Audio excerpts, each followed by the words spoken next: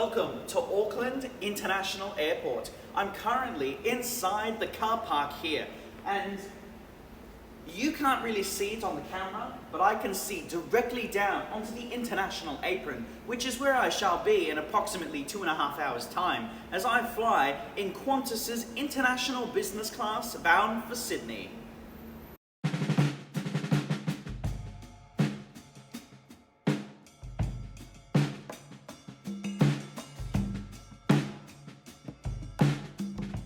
To say that I was tired would be a massive understatement, as I was running on approximately 2 hours of sleep and a ridiculous amount of caffeine. You might also be wondering why I am wearing a suit and, well, dressed up very nicely. Well, it's not because today I'm flying in business, but more importantly later on when I get to Sydney, I had to head to work, cutting it very close. Serving the most populous city, Auckland Airport, or Tauranga Rirarangi o Tamaki Makaru, is by far the largest and most important airport in the entire country of New Zealand, serving more than 18.5 million passengers in the last 12 months. From here, you can fly up to 62 destinations in 23 countries, with the most interesting, in my opinion, being Far International Airport in the French Overseas Territory of Tahiti. Check-in for Qantas is fairly easily found, being located at the Delta check-in counters. There are 2 lanes for each class, a priority lane and a normal lane. Interestingly, premium economy passengers have to use the standard economy lane here at Auckland, which I found a bit bizarre, as literally every airport around the world allows them to use either their own lane or the priority lane. Check-in this morning took no time at all. However, I was informed that security would not be open until 4:30, which made sense considering not a single flight would be departing until after 6 a.m. Security is located up the stairs and is very clearly found.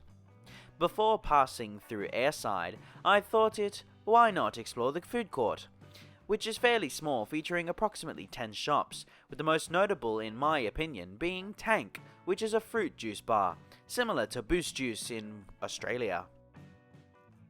You will also notice the single-engine prop plane hanging from the ceiling, which is a Percival Gull 6 piloted by the Kiwi aviatrix Jean Batten in 1936. Eventually, the clock read 4:30 and the security checkpoint was opened.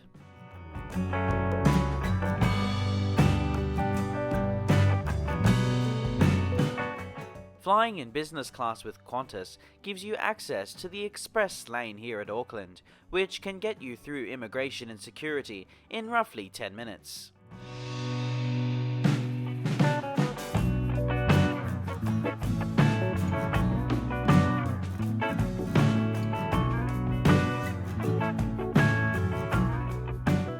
Post-security is the usual duty-free shopping with ridiculously sized chocolates, cheap booze, and of course, the over-the-top luxury items for sale. To those who have never been through duty-free before and are a little bit puzzled as to what it is, it basically means no tax, which in Australia is roughly 11%. But don't go too crazy spending your money, as for some countries, like Australia, there is a duty-free limit. I, however, was more interested in the lounge ahead, which in today's case was of course the Qantas Business Class Lounge, located up the stairs after duty free, alongside with Emirates and the Strata Lounge. Access to this lounge is by status and class only. No priority pass will get you in here. Turning left after a quick boarding pass check, the facility opens up into one vast expanse, with the main buffet station positioned to the left. Past this, there are more seating, which continues all the way to the end of the hall, and the lounge, it doesn't really offer that much privacy or dedicated working space, although with the amount of seating, it's not hard to find somewhere quiet. Breakfast was being served at the time of my visit, and there was a fairly reasonable selection of different foodstuffs. There was a warm container featuring hot dishes such as scrambled eggs, sausages, and hash browns. There are also sliced fruit, cold meat cuts, cereals, and other pastry items laid out on the self-serve buffet stand. There is also a vast selection of different drinks, including alcohol, which, honestly, none of us were touching. Off to the side is a small freezer with different flavors of Capity ice cream. Lastly, on the food side of things, there is a dedicated barista in the corner, with biscuits and sweet treats. I started off with my go-to vanilla oat latte and a few biscuits, which were very delicious and woke me up instantly. Later, I had something more substantial to fill myself up with, that being the hot food. The lounge also has Wi-Fi, which honestly was a little patchy, but when it worked very well. At times, it was unable to connect, which was a little bit frustrating. There are also toilets available, with all the usual amenities. Shower facilities are also available, however, unlike the Strata Lounge next door, these do not have a lot of amenities, and generally aren't as nice. Just before leaving the lounge, I was offered a salmon canapé by a lounge staff member, as well as a few pastries, to which I asked for a raspberry Danish. With boarding just around the corner, my time in the lounge had come to its unfortunate end.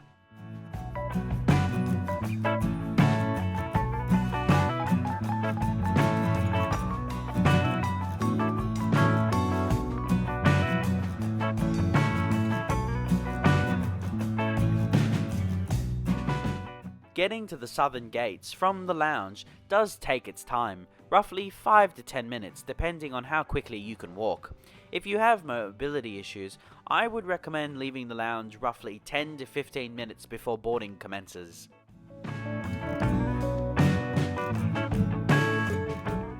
Auckland Airport is shaped like a giant letter L, with gates spread across all over the place.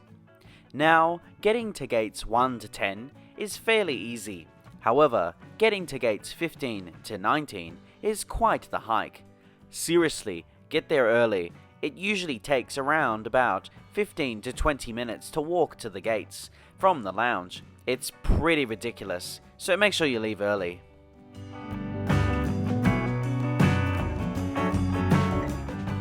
Upon arriving at the gate, I got my first proper glimpse of the aircraft that'll be taking me across the Tasman, which today is a Boeing 787-9 Dreamliner, registered as Victor Hotel Zulu November Kilo.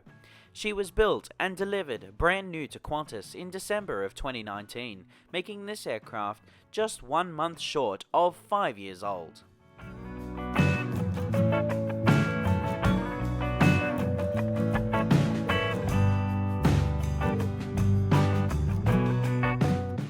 Boarding this morning commenced on time from Gate 6.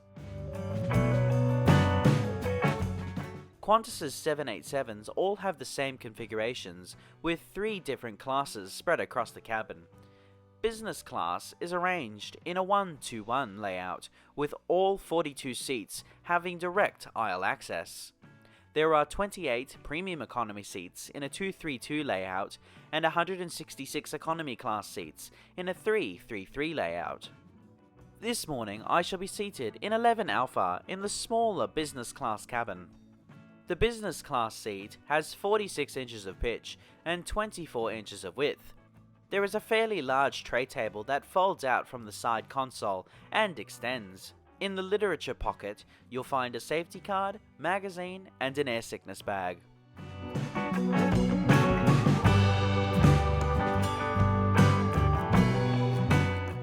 Above are individual air vents and reading lights, of which there are multiple, which can be controlled from the side panel on the seat.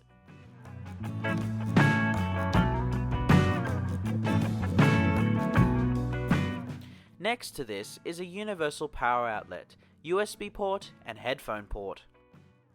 Above this is noise-cancelling headphones and a bottle of water. Below where your armrest is a small mirror, and waiting at the seat during boarding was a menu with a beautiful picture of the Australian Great Barrier Reef. During boarding, all business class passengers were handed welcome drinks, and I asked for a glass of water. Awaiting at all business class seats during boarding is a soft pillow, mattress pad, and a blanket wrapped in plastic.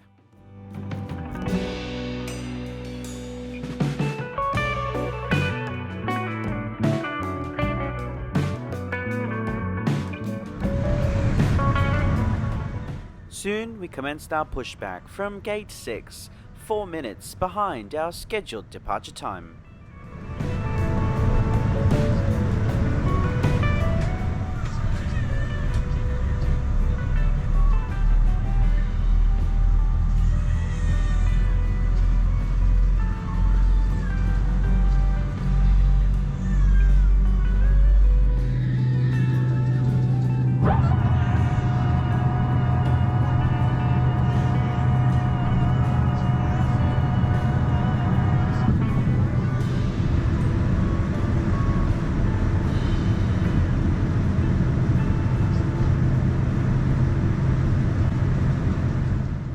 We taxied to runway 23 left via Juliet, Alpha and Alpha 1.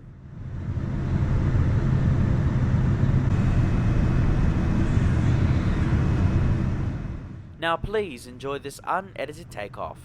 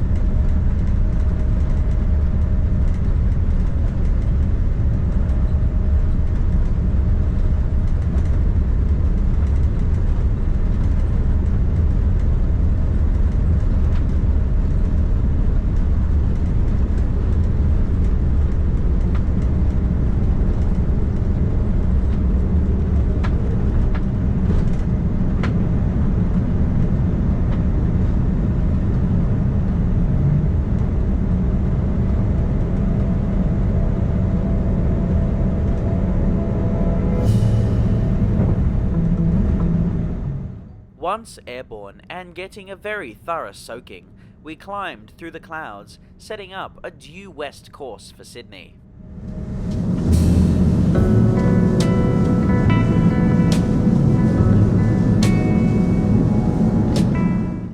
Flight time today is 3 hours and 10 minutes, covering a distance of 1,436 miles or 2,311 kilometers, cruising at 40,000 feet. Approximately 5 minutes after takeoff, we cleared the weather below and were treated to spectacular views of the tops of the clouds. On the back of every business class seat is a massive 16-inch touch entertainment screen featuring a wide variety of the latest TV shows, movies, games, and more. As is typical, there is a fairly standard moving map feature. Nothing to harp on about, but it's certainly functional.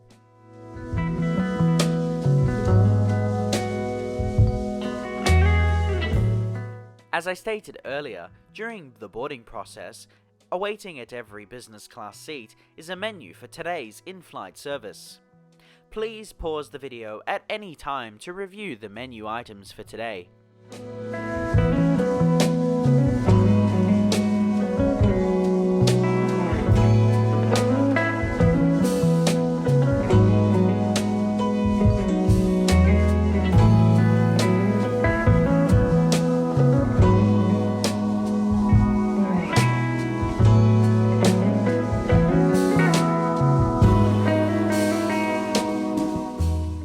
For starters, I asked for the mixed berry smoothie, which consisted of orange, banana, blueberries, raspberries and blackberries, which was an absolutely fantastic combination, one I ended up buying later on for work.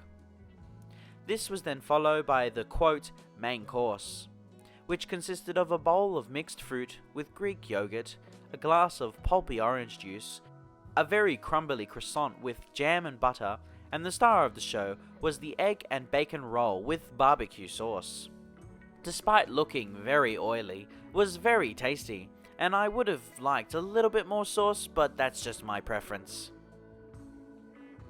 As we continued over the Tasman, the weather turned for the worst as heavy turbulence ensued for a solid 45 minutes, suspending the in-flight service for the economy passengers. Taking a look at the premium economy cabin, you'll find roughly half the amenities of the business class cabin, with a pillow and blankets being made available, as well as a similar menu. Economy class passengers unfortunately do not feature a menu, but it is understandable as it would have been quite the mammoth task to print 166 individual menus. Upon returning to my seat, I was handed another glass of water and Australia's incoming passenger card, as well as the Australian arrival message, which was displayed on all screens and announced over the public announcement system.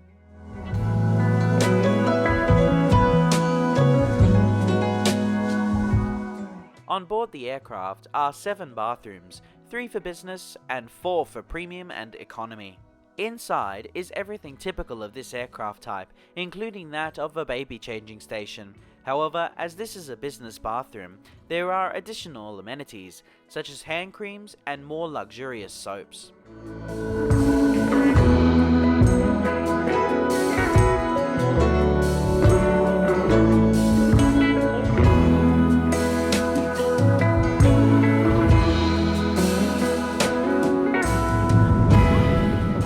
Soon we commenced our descent into Sydney.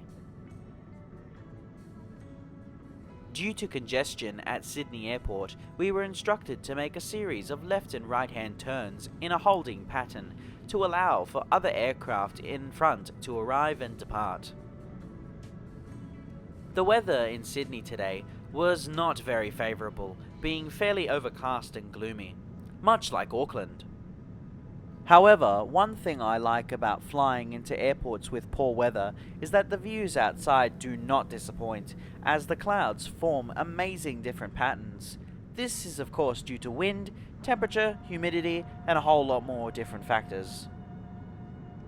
I generally recommend sitting on the left-hand side of the aircraft when flying into Sydney. This is because, more often than not, the left-hand side of the aircraft is treated to spectacular views of Sydney's CBD and famous landmarks, such as the Opera House, Anzac Bridge, and the Sydney Harbour Bridge. Now please enjoy this unedited landing.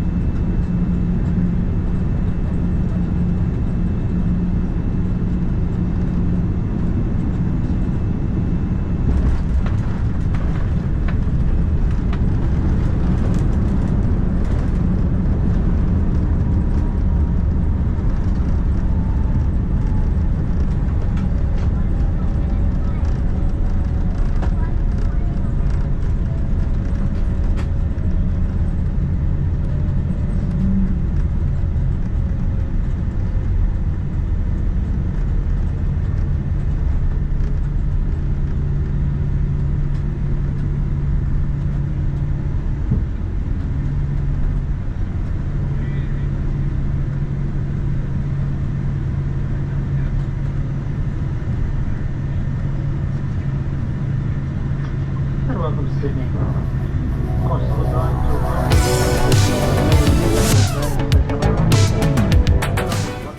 After landing, we taxi back to the international terminal via Alpha 3 and Alpha.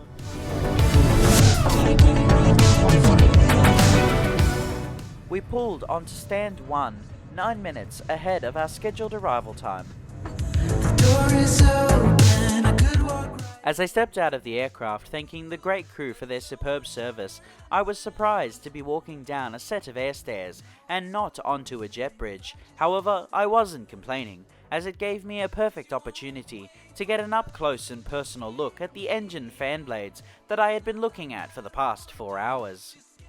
Unfortunately, All the perks of my business class ticket at this point had now come to a halt, as I was squeezed into a shuttle bus, which will take us all over to the international terminal, like sardines in a can. Flying in Qantas's international business class was pretty much no different from that of their domestic business class service, excluding the additional amenities. So how did Qantas do? Let's start from the beginning. The check-in experience was pretty typical. Nothing special, honestly. The lounge, well, it isn't my favourite lounge in Auckland Airport. That would be the Strata Lounge next door, mainly because of the shower suites and apron views, and generally better food. But don't get me wrong, the Qantas Lounge is still a great lounge, with plenty of comfortable seating and a dedicated barista, which is always a bonus. Honestly, the boarding process was a little bit chaotic.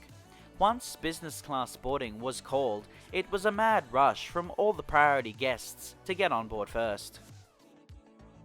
On board, the seat was very comfortable.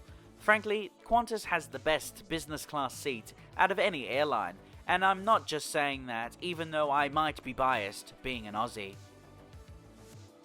The food could have been a tad better. My favourite out of everything was definitely the drinks and fruit, though I will say this, now that I have been diagnosed as lactose intolerant, having to scrape around the yogurt to get to the fruit was quite the challenge, and a bit annoying. Overall, a pretty average experience with Qantas. Now, to try premium and first.